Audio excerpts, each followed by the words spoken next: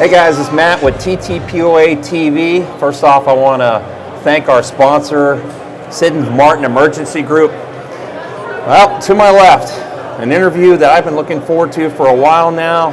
Mr. Justin Melnick, who is a police officer and an actor. You might know him as Brock on the hit TV series SEAL Team. He's got Pepper with him. And then to his left, Mr. Will Chesney, former Navy SEAL, was on the Bin Laden raid, also the author of No Ordinary Dog. Gentlemen, I've been looking forward to this for a while. We've been friends for a while, and I think it's great to get you guys side by side and talk about dogs, right? So it's one thing to be in the military, it's another to be a cop, but you go above and beyond to become a canine handler. Like, you guys speak to, like, what does that mean? Like, how did you get into it, and like, what's the difference? You want me to go first? Well, once you become a SEAL, you're an operator, but you also have other responsibilities. So once you show up to your team, it's kind of like, okay, where do you want to go from there? Because you can't stop growing. You have to commit, or you have to contribute to the team in some way, whether it's skydiving, being a breacher, a sniper. Once I got to my squadron, after going through some training. Uh-oh. You're good. On my first deployment, I saw the value in the dogs. There's a saying in the book, No Ordinary Dog, the book that I wrote about Cairo. I remember being in the team room once, and somebody had said, "Hey, raise your hand if dogs ever saved your life." And literally, like, everybody's hand in the team room went up. And guys had multiple stories to tell. And I saw that on my first deployment, just dogs saving our lives over and over. I've been in 2 HBIEDs, 2 houses that were rigged to explode. And that's just one of the times the dog actually saved us from completely going inside that building.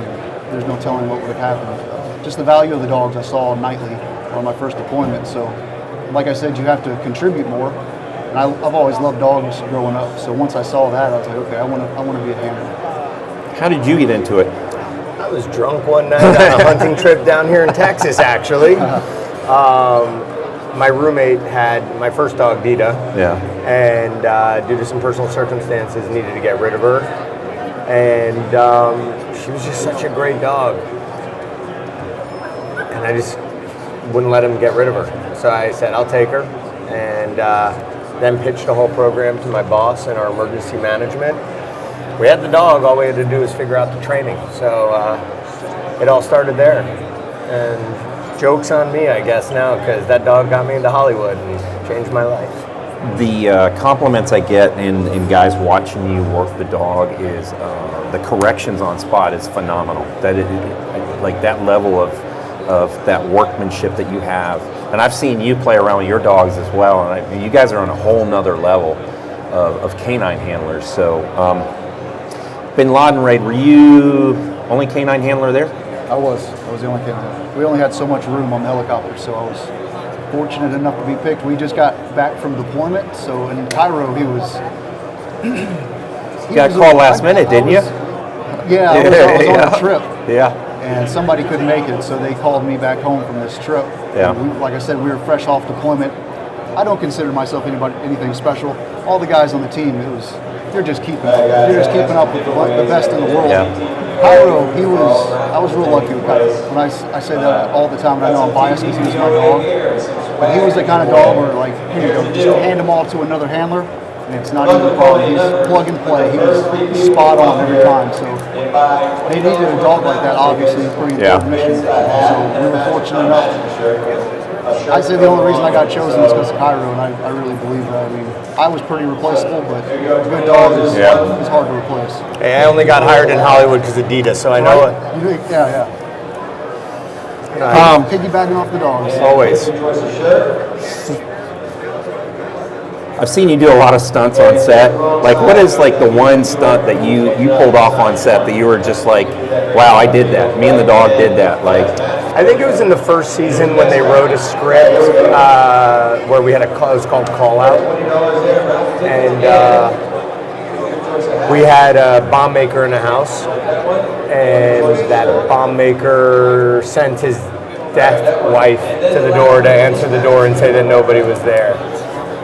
And we were like, well, how would she know to come out to the door if she was deaf from a call out? So there was a ladder that went up to a roof into a second-story window, and Dida had a camera system on her back, and she climbed up the ladder, jumped through the window, found the bad guy, and nuked his ass. That was pretty cool. I mean, just watching her work, because for her, it's not a movie. It's not a TV show. It's knowing what's going to motivate her to get up the ladder. Like off camera, I put a dude in a bite sleeve and came up through the second-story window, looked at her, and then ran back in. And the dog knew how to, saw the ladder and took her right to the top and went through the window and said, dude. Well, Will would appreciate this, but the bunks overseas that we get stuck in that are, like the 2x4s and whatever. So Tyler pulls a move on Justin, punks him. He's like, hey, junior guy, you're going up. Justin crawls in the upper bunk. And it's like just laughing, right? It wasn't laughing anymore when Dida climbs up a straight ladder, a 2x4 ladder.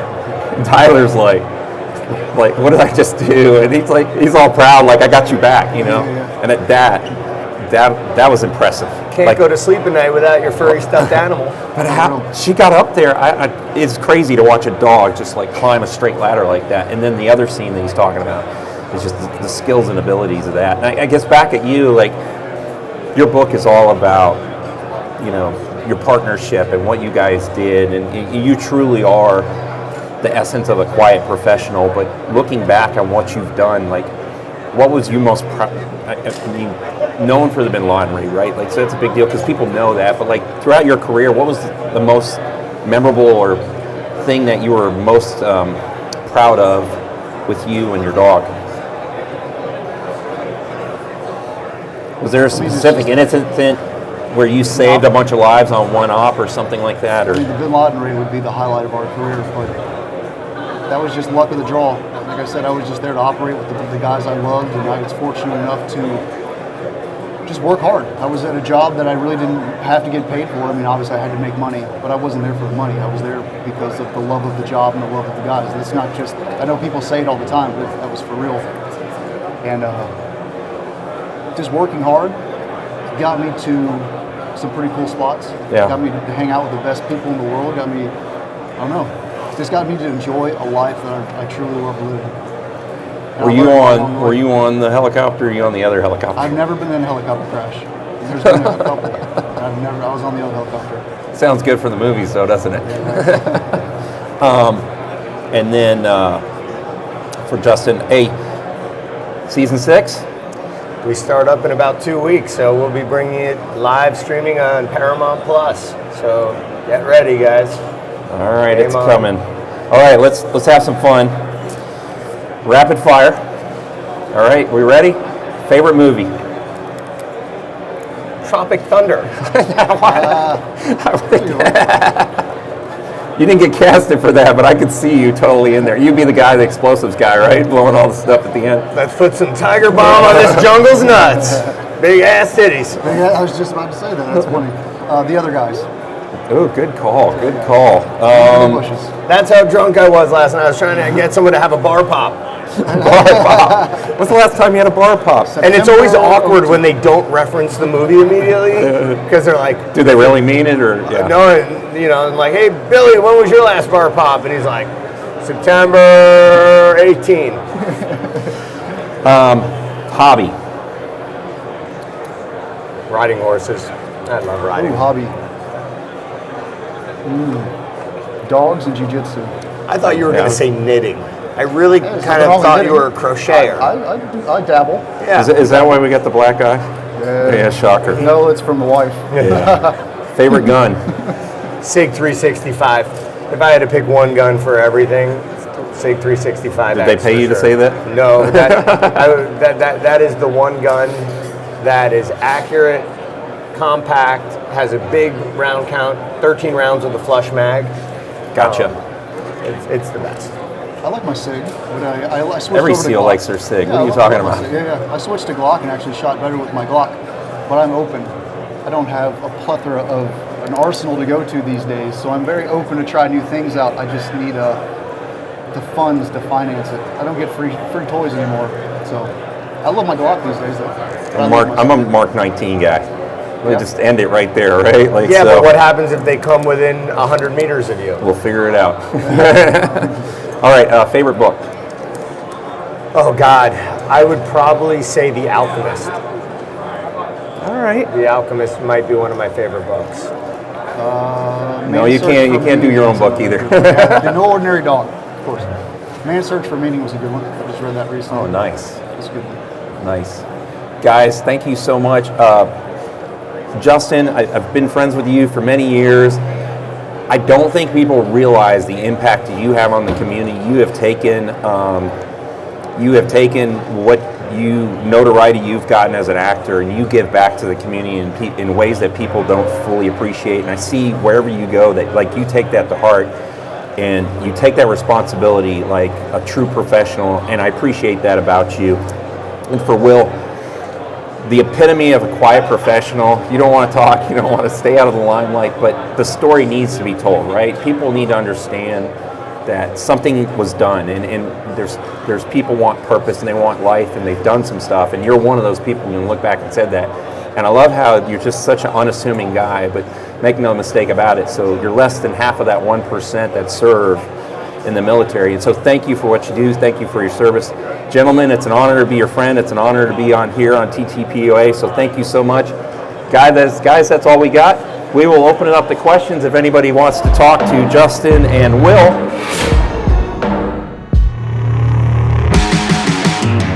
Got so much weight on my shoulders, and have to knock me